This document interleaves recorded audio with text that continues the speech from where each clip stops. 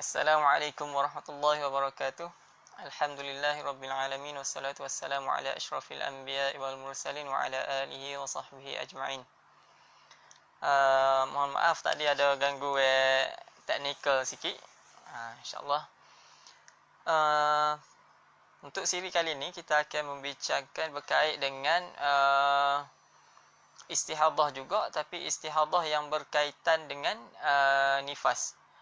Jadi untuk membincangkan istihadah yang berkaitan dengan nifas ni, kita kena faham dulu. Kita kena faham dulu berkaitan dengan nifas.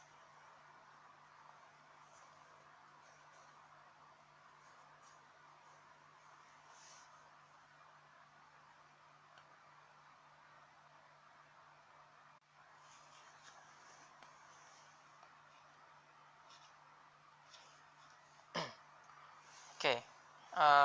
Boleh dengar ke? Suara bunyi molek ke?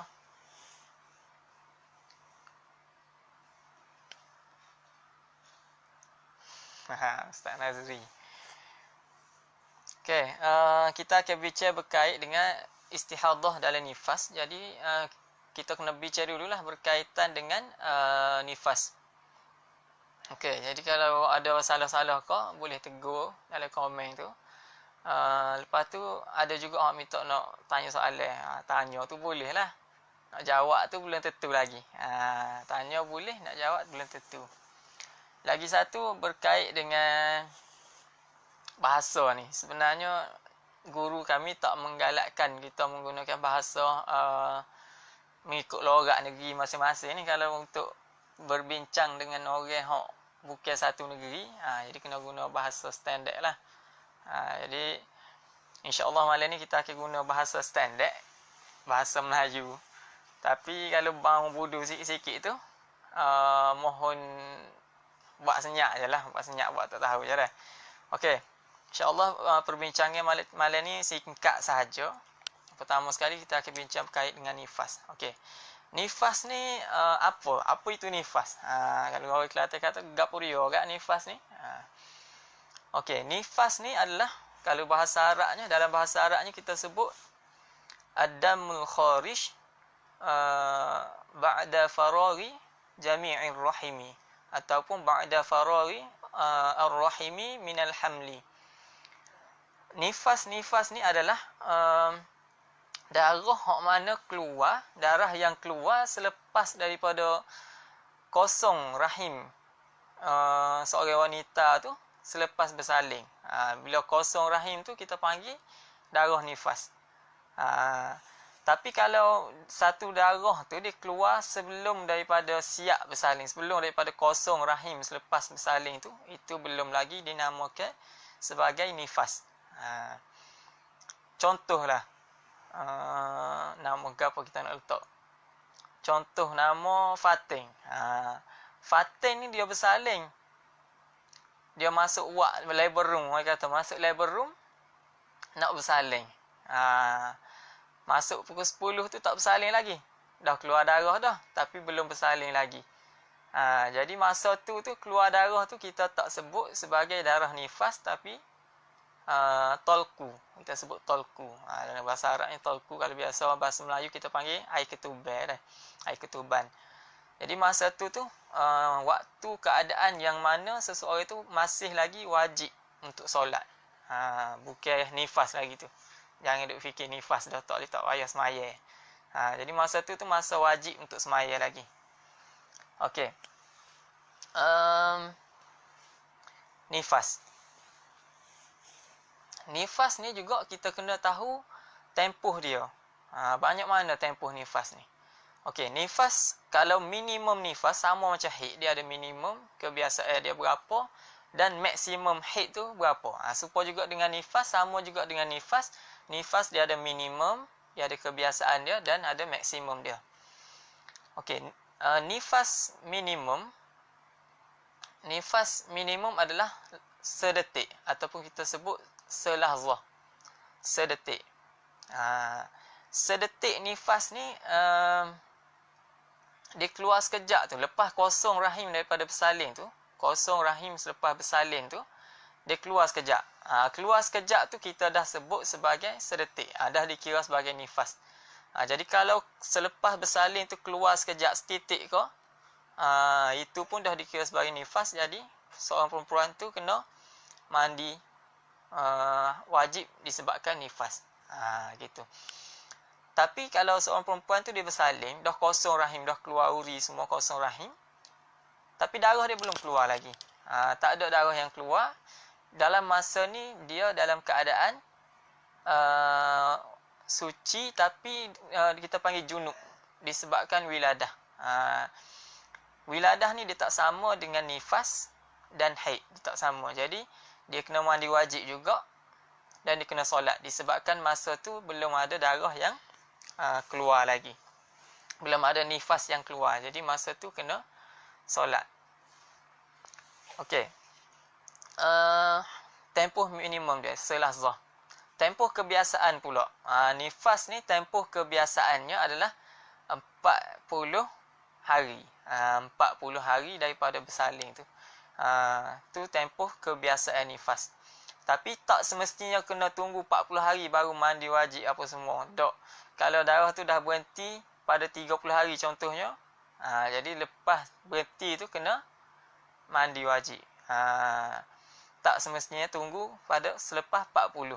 Ni kebiasaan ada kalau orang Melayu kita ni, ada mak-mak ayah kita suruh tunggu kalau lepas bersalin suruh tunggu 40 hari baru mandi wajib. Ada juga fasing lagu tu.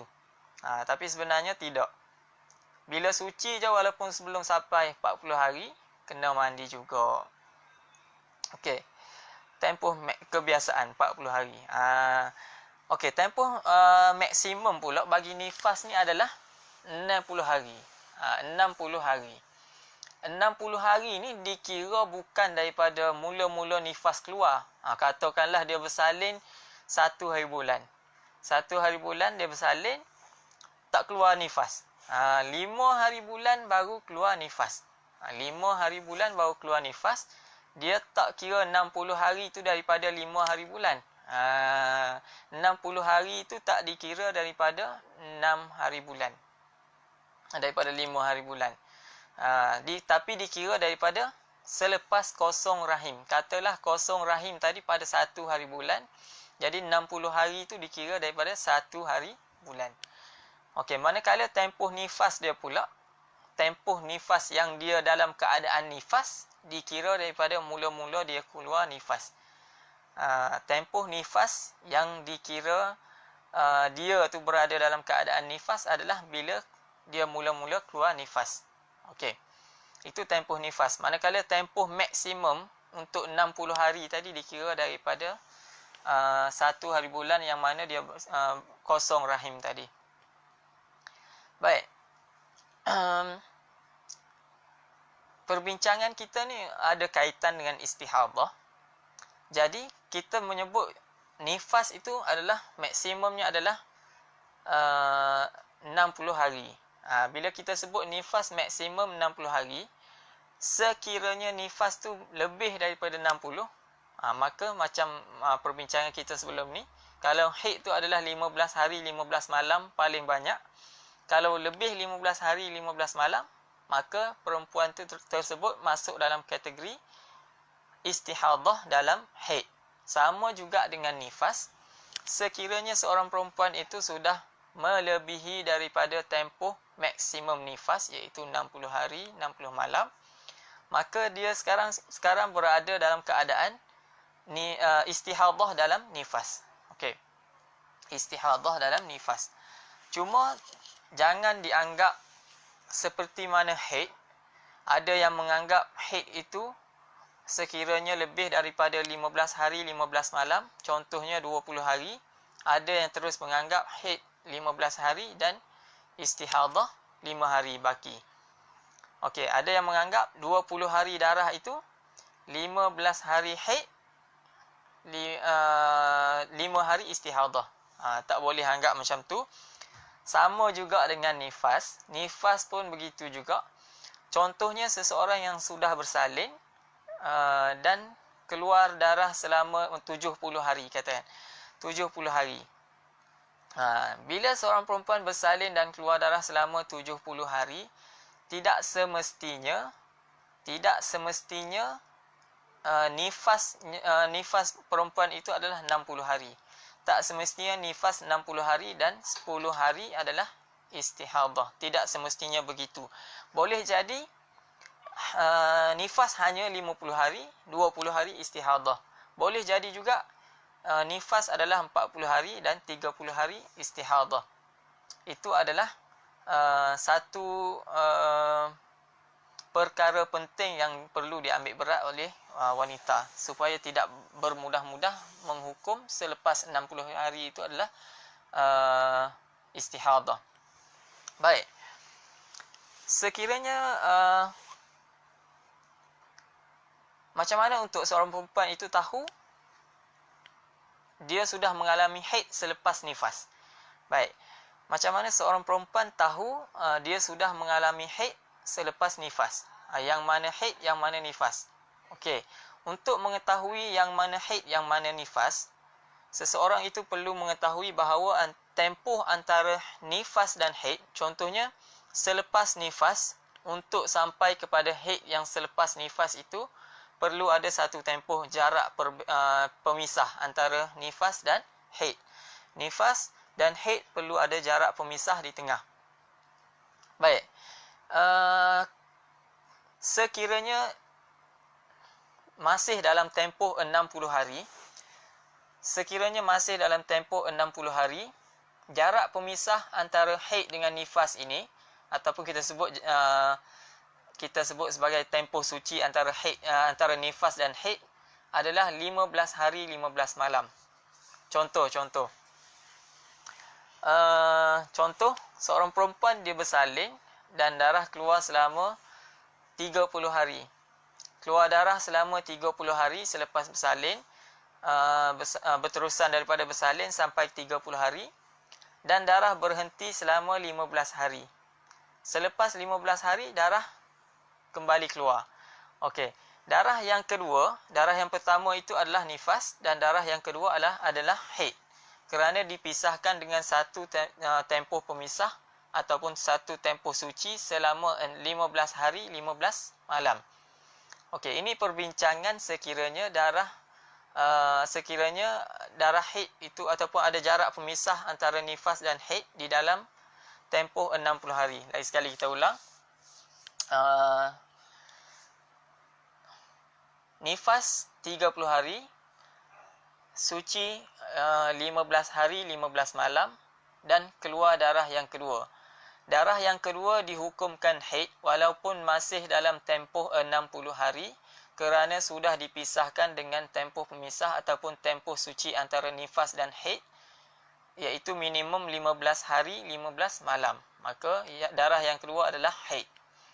Baik. 30 hari, 15 hari suci, 10 hari haid, 30 hari nifas. Okey, sekiranya darah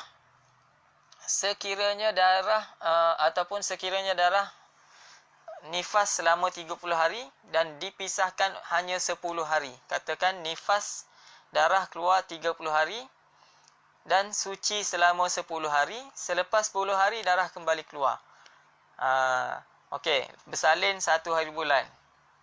Sampai hujung bulan tersebut darah keluar, maka itu adalah nifas. Selepas habis bulan tersebut, masuk hari yang ke-31, darah berhenti selama 10 hari. Selepas berhenti selama 10 hari, darah kembali keluar. Darah ini kita tidak menamakannya sebagai haid kerana tidak dipisahkan dengan tempoh 15 hari 15 malam. Baik, maka darah yang hari yang ke-41 ini, darah ini masih dihukumkan sebagai nifas lagi. Sebab masih dalam tempoh 60 hari dan hanya dipisahkan dengan 10 hari tempoh pemisah. Maka kesemuanya adalah nifas bermula daripada hari yang pertama sehingga ke hari yang ke-41 dikira sebagai nifas. Baik, itu perbincangan di dalam tempoh 60 hari. Sekiranya dalam tempoh 60 hari ada tempoh suci. Okey. Perbincangan yang seterusnya, tempoh suci antara nifas dan haid. Tempoh suci antara nifas dan haid sekiranya sudah melebihi daripada tempoh 60 hari. Sekiranya sudah melebihi tempoh 60 hari, darah keluar lagi. Contoh macam ni. Contoh, darah keluar nifas selama 50 hari. Kita buat contoh. Darah nifas keluar daripada hari pertama bersalin sampai ke hari 50. Selepas hari ke-50, darah berhenti selama 10 hari. Okey, 50 campur 10 jadi 60. Tempoh nifas dia keluar selama 50 hari. Lepas tu suci 10 hari. Dan dah habis dah. Sepatutnya dah habis tempoh nifas 60 hari. Ini kita sebut sebagai tempoh maksimum nifas. Daripada hari pertama sampai ke hari 60. Tapi dia hanya keluar selama 50 hari. Dan 10 hari suci. Selepas tempoh 60 hari, selepas 10 hari suci, darah keluar lagi. Maknanya darah yang kedua keluar. Darah yang kedua keluar tu dia tak keluar dalam tempoh 60 hari. Dia dah keluar selepas tempoh 60 hari. Maka darah yang selepas tempoh 60 hari tersebut walaupun berhenti tidak sampai 15 hari tetap dihukumkan sebagai haid. Jadi untuk tempoh pemisah antara nifas dan haid, tempoh suci pemisah antara nifas dan haid tidak memerlukan 15 hari 15 malam sekiranya sudah lebih daripada tempoh 60 hari tadi. Sekiranya sudah lebih daripada tempoh 60 hari. Okey. Yang seterusnya, perbincangan yang seterusnya adalah perbincangan darah keluar lebih daripada 60 hari. Sekiranya darah keluar lebih daripada 60 hari. Darah keluar lebih daripada 60 hari kita sebut sebagai istihadah. Sekiranya darah tersebut bersambung daripada jarak daripada tempoh 60 tadi, daripada 60 hari tersebut, daripada 60 hari maksimum nifas tu dia bersambung dengan selepas 60. 60 hari tempoh maksimum nifas dia bersambung dengan selepas 60. Bila bersambung dengan selepas 60, darah ni kita panggil istihadah dalam nifas. Hari yang pertama sampai hari ke-70 darah keluar, dan di akhir 60 darah bersambung antara 60 dan 10 yang selepas nifas.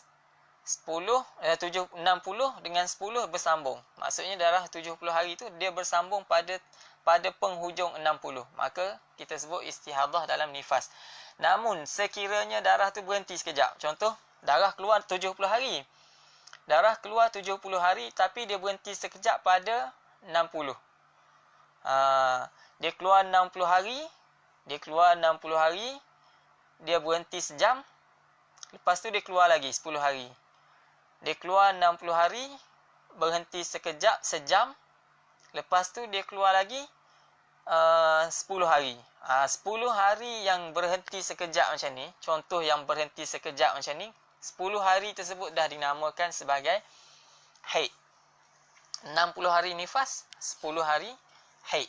Sekiranya ada jarak pemisah sekejap antara 60 dengan 10. Okey.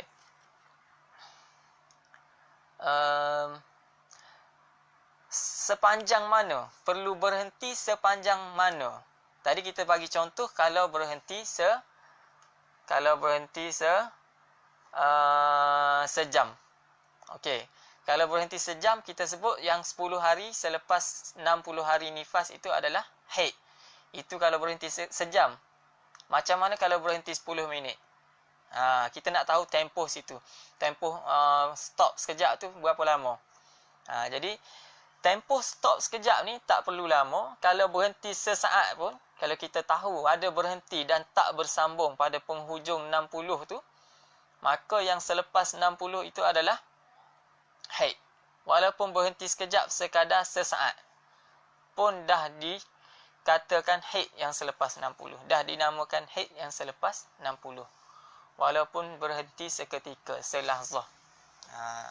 Itu perbincangan istihadah dalam nifas. Ringkas, perbincangan istihadah dalam nifas ni ringkas sahaja kalau kita nak bincang secara ringkas. Namun kalau darah tu bersambung, kalau darah tu bersambung di penghujung 60 tadi jadi 70 katakan tak berhenti, ini dah jadi kes yang susah sikit. Sebabnya kita kena masuk kepada 7 pembahagian istihadah. 7.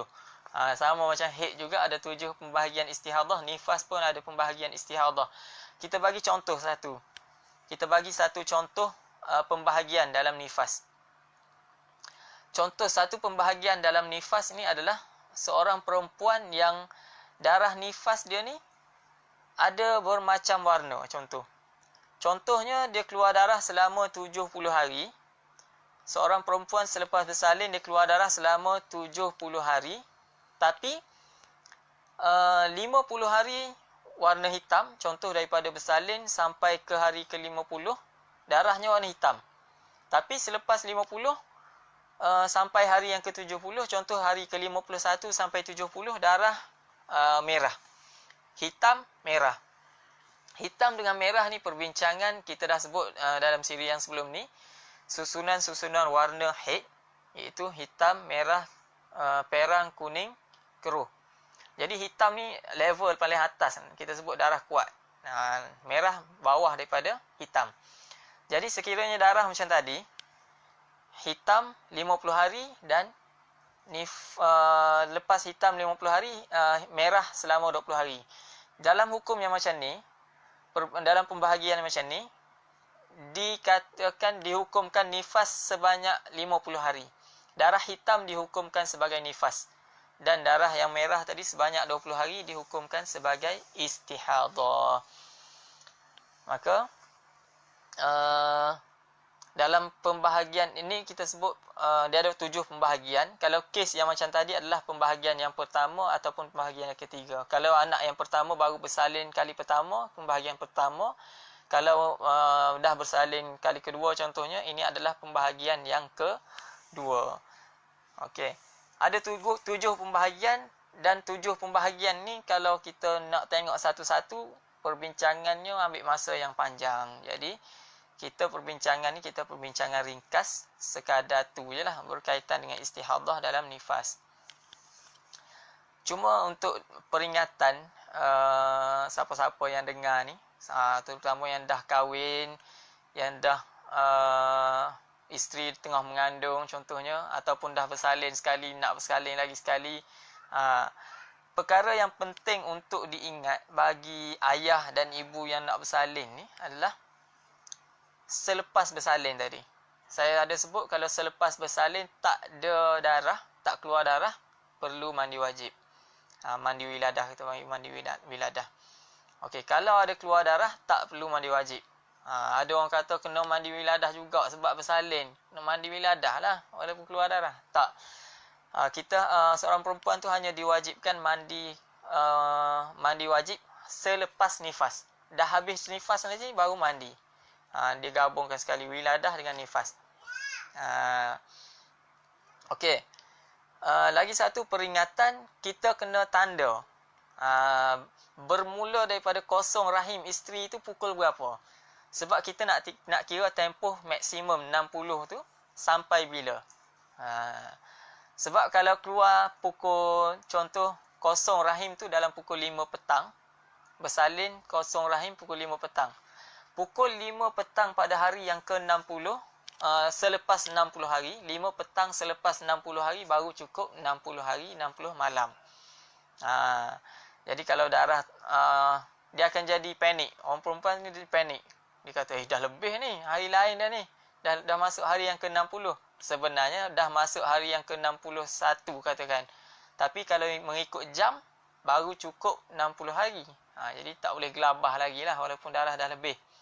Okey. Peringatan yang pertama, lepas mandi wajib, lepas bersalin kalau tak ada darah kena solat. kena mandi wajib solat. Sebelum bersalin pun sama. Sebelum bersalin darah keluar, waktu tu adalah waktu wajib solat. 2. Yang ketiga tadi perlu dicatat atau perlu diingat waktu kosong rahim, supaya kita nak kira cukup 60 nanti, nak kira kena tahu waktu jam, bukan hanya bergantung kepada tarikh sahaja, bukan bergantung kepada hari bulan sahaja, tapi bergantung juga kepada jam. Okey. Satu perkara lain yang mungkin boleh diambil berat berkaitan dengan nifas ni juga, seseorang perempuan yang bersalin tapi bukan bersalin normal, keguguran contohnya, baru 2 bulan mengandung, keguguran. Perempuan yang macam ni pun kalau keluar darah selama 30 hari, 60 hari selepas bersalin juga dinamakan sebagai nifas. Jadi nifas ni bukan hanya darah yang keluar daripada bersalin normal anak hidup macam biasa, tak. Tapi kalau alaqah dan mudghah pun, anak baru 2 bulan pun dah dikira sebagai nifas sekiranya keguguran. Yang seterusnya, mungkin boleh dicatat. Kalau selepas bersalin dapat anak perempuan contohnya, catat tarikh lahir dan waktu bersalin. Supaya apa? Supaya kita tahu bila cukup umur dia berkemungkinan haid. Perbincangan yang sebelum ni kita ada bincang umur minimum haid. Umur paling awal boleh datang haid. Jadi kalau kita dah catat tarikh dan jam anak kita dilahirkan, kita akan tahu bila cukup umur anak kita berkemungkinan dapat haid 9 tahun contohnya. Bila anak kita umur 9 tahun, bila berkemungkinan anak perempuan kita dapat haid, tempoh paling awal untuk datang haid. Okey, rasanya setakat tu perbincangan malam ni. Mungkin akan diteruskan lagi selepas ni berkaitan dengan pendetailan berkaitan dengan istihadah, berbincang berkaitan dengan keputihan dan sebagainya. Wassallallahu ala sayyidina Muhammad wa ala alihi wa sahbihi wa baraka wa sallam. Dah lebih dah ni, janji sampai 10 suku, tapi sebab tadi ada masalah teknikal sikit, jadi dah lebih pada 15 minit daripada 10 suku. Nampaknya tak ada soalan ni. Kata ada nak tanya soalan, tiba-tiba tak ada ni. Jadi kita habis sampai situ je. Wassallallahu ala sayyidina Muhammad wa ala alihi wa sahbihi wa baraka wa sallam. Alhamdulillahirabbil alamin.